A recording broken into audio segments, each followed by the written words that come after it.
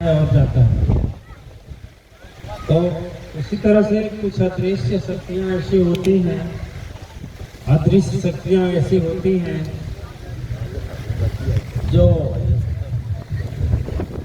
जहाँ अच्छा सत्कर्म होता है वहाँ पर जाकर के बाधा है, लेकिन वह बाधा नहीं है, वह तपस्या और कर्म होता है। ठीक है, दिव्य आत्माएं आप लोग शायद इसे बहुत कम लोग हैं मेरे साथ रहे हैं कि बाबाजी के आश्रम पर जब हम थे तो वहाँ चारों ओर की दीवार भी नहीं थी। अब कई करोड़ का बन गया है आश्रम दोहरी घाट का, अब बना। जब वहाँ से शुरू हुआ तो उस समय दीवार भी नहीं थी, एक बांस या बल्ली भी नहीं थी कि जिसको गाड़ करके छाया कर लिया जाए। लेकिन जो संकल्प 28 को लिया गया वो रुका नहीं। चाहे जेठ की दोपहरी हो, चाहे जाड़े का ठंडक महीना हो या भयंकर वर्षा, रुके नहीं। वर्षा होता था, इतनी कृपा थी कि रोज वर्षा होता था, 28 को भी वर्षा होता था। इतनी बड़ी दया थी। सोचिए, संख्या कम थी, हम लोग प्लास्टिक लगा करके सत्संग करते थे,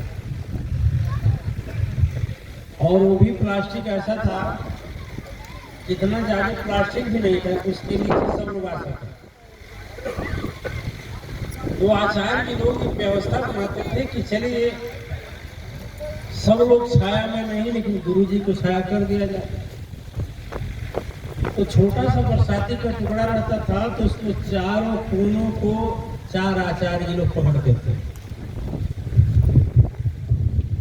और जब बरसात में भयंकर तूफान आता था, इतना तेजी से झपट्टा मारता था कि जो आचार्य जी लोग उस प्लास्टिक का चारों को चारों से पकड़ रखते थे, वह ऐसा उछाल मारता था कि चला जाता था हाथ से छूट करके दूर।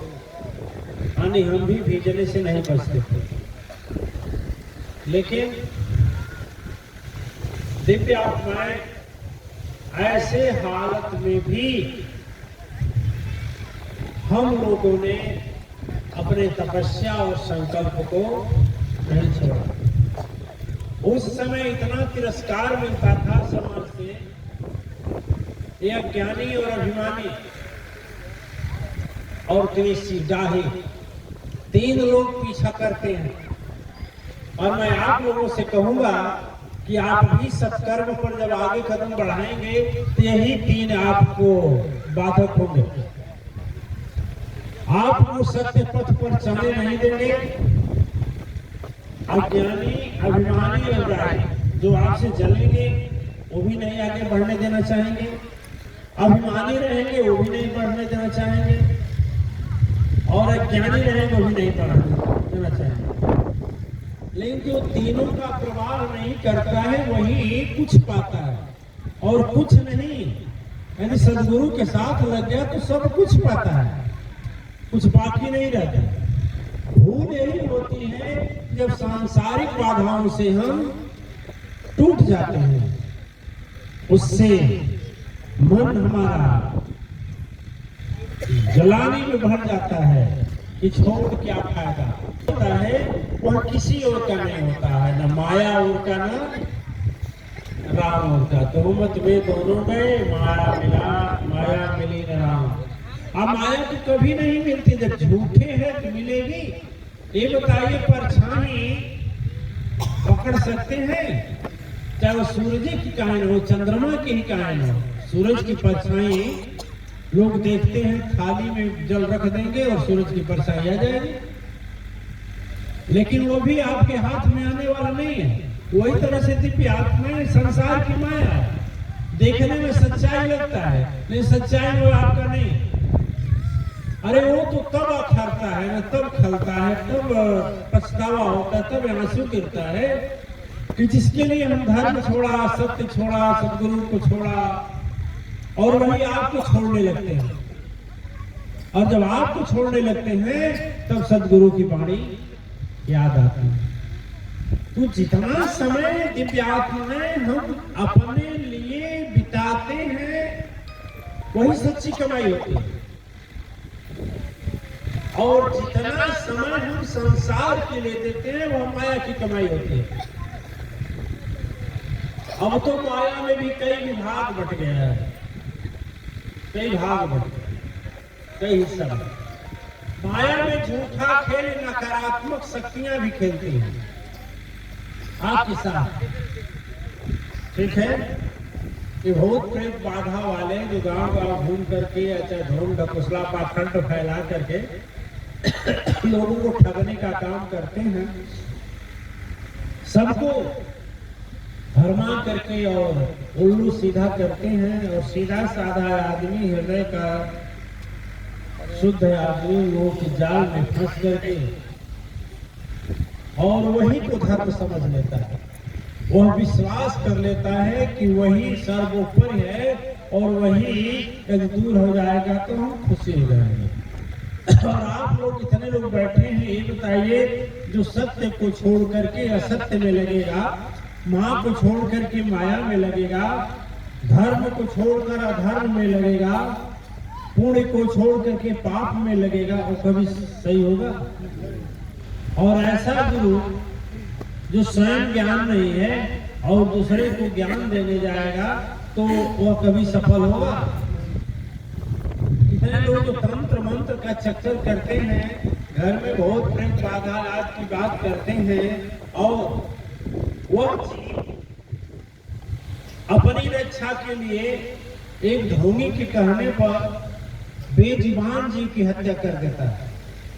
उस बेचारे का कोई दोष नहीं है, फिर भी हत्या कर देता है।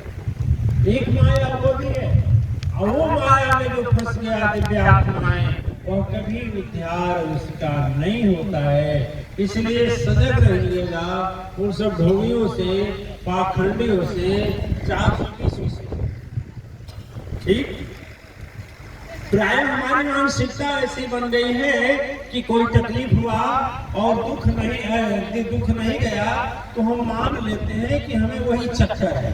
एक भाषा सब पढ़े हैं, ऊपरी चक्कर। ये ऊपरी चक्कर क्या है? यही माया का खेल है जो आपको सदगुरु के पास और परम शक्ति सत्ता जाने के पास से रोकती है। आज हम 20 से 25 वर्ष 30 वर्ष हो गया अपने सदगुरु का यहाँ से आए हुए। अब 30 वर्ष में लाखों लोगों से मिला है, लाख लोगों में 75,000 तो ऐसे हैं जो ढोंगी पाखंडियों के चक्कर में पड़े हुए। आज भी यदि 1 महीना के हमारा कार्यक्रम से लग जाए, व्यस्त हो जाए, तो उसमें भी लोग उलझ जाते हैं।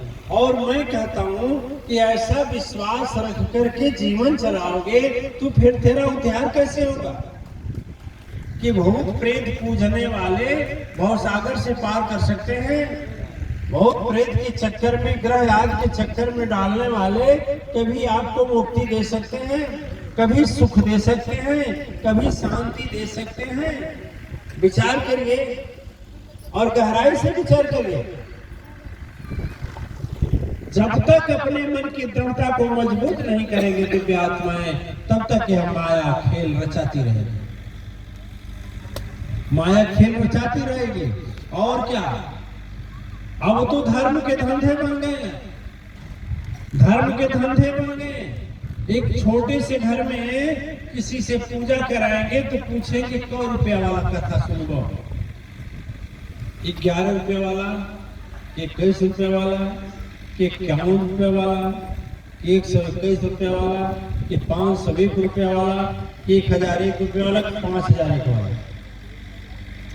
अब उसमें भी विभाजन हो गया। अब बताइए, और तो और भगवान का नाम भी बिकने लगा।